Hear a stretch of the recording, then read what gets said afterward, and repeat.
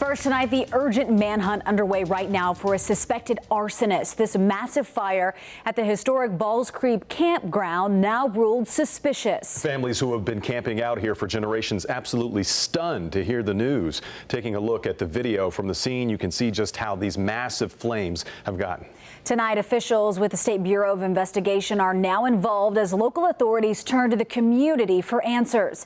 NBC Charlotte's Brianna Harper joins us live from the campground tonight with the very latest. Well, Sarah and Fred, this mangled mess you see here is what's left behind from this week's fire. But those who have set up tents here at Balls Creek Campground says this does not destroy their memories. Instead, officials are hoping that they may be able to get information from this tight-knit community that could help in their investigation.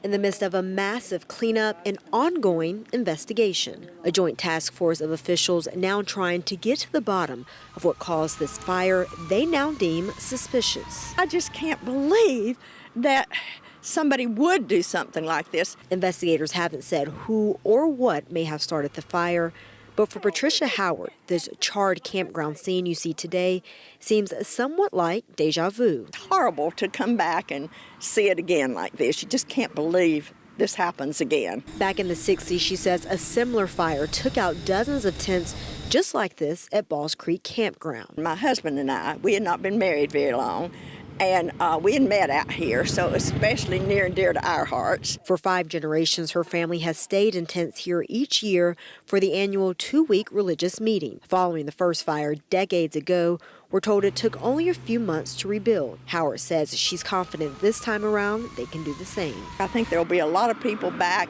I'm excited. I think next August you'll see it like the other side. We're told officials have begun canvassing the neighborhood to learn what people may have seen or heard the night the tents went up in flames. Crazy things happen, so you just don't know. And I'm just so glad they're doing all the investigations to be sure. And tenants I spoke to suggest possibly holding a prayer service to help those who lost their tents in all this mess. I'm told anyone with information about this fire should give Catawba County Sheriff's Office a call. Reporting live tonight in Catawba County, Brianna Harper, NBC, Charlotte.